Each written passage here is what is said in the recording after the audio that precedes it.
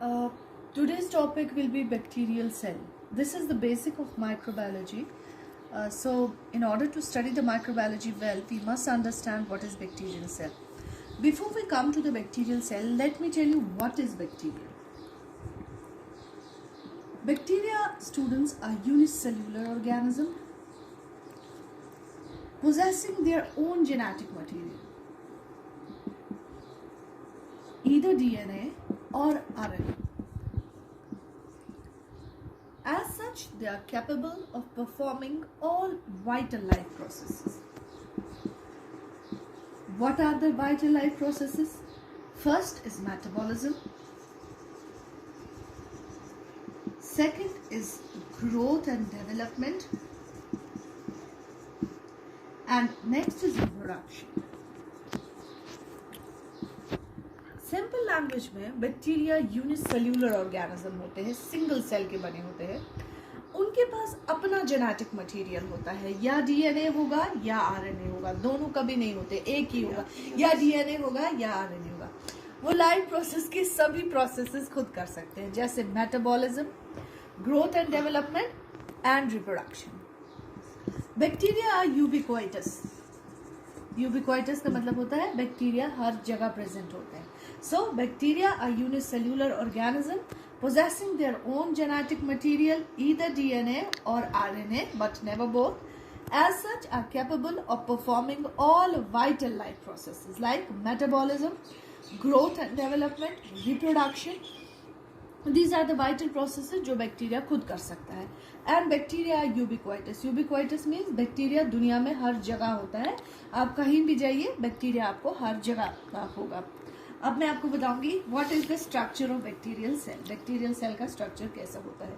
Externally bacterial cell is covered by a covering which you called as bacterial cell wall.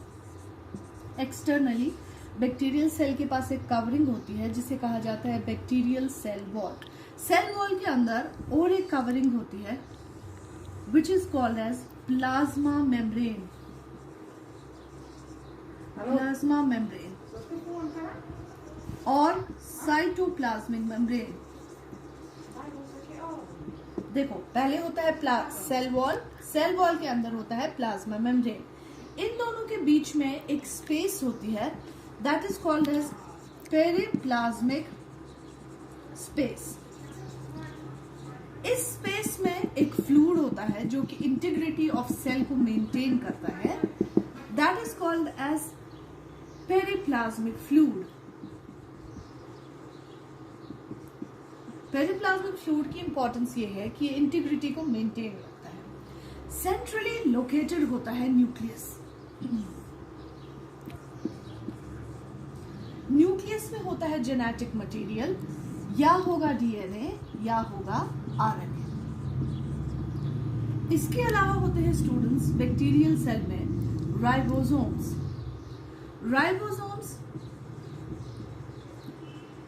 Ribosomes are the site of protein synthesis. Ribosomes में ही bacteria अपने protein synthesise करता है. इसके अलावा और एक स्ट्रक्चर होता है बैक्टीरियल सेल में जिसे हम कहते हैं mesosomes. Mesosomes are the site for respiratory enzymes. ये जो मीजोसोम्स होते हैं they are the site for respiratory enzymes. इसके अलावा अब बैक्टीरियल सेल स्ट्रक्चर में देखेंगे फूड वैक्यूल्स.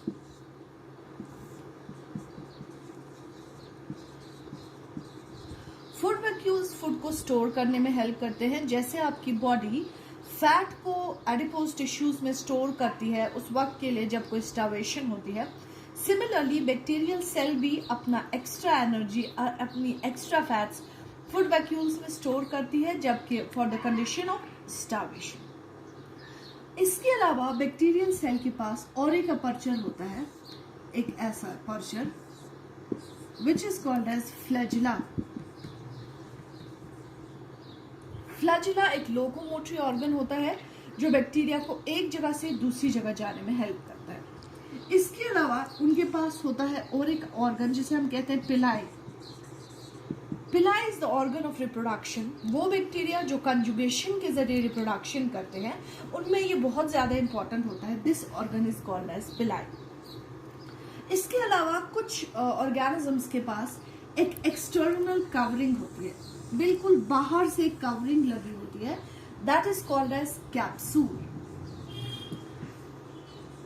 ठीक है स्टूडेंट्स, कैप्सूल का काम होता है एक्स्ट्रा प्रोटेक्शन देना, और जब एडवर्स एनवायरमेंटल कंडीशन हो ताकि उसमें बैक्टीरिया बहुत अच्छे से रह सके, उस चीज के लिए जरूरत होता है कैप्सूल। मैं एक बार फिर रिवाइज करती हूँ। Bacteria are unicellular, they possess their own genetic material, either DNA और RNA, but never both. So, as such, they are capable of performing all vital life processes. What are the vital life processes? Metabolism, growth and development, and reproduction. और एक चीज जो bacteria के बारे में आपको याद रखनी है, दैट इज बैक्टीरिया आर यूबिक्वाइटस। जब हम सेल स्ट्रक्चर देखते हैं एक्सटर्नली, उसके पास एक वॉल होता है which is called as bacterial cell wall. Bacterial cell wall के अंदर और एक मेम्ब्रेन होता है which is called as plasma membrane और साइटोप्लाज्मिक मेम्ब्रेन। इन दोनों के बीच में एक स्पेस होती है which is called as periplasmic space.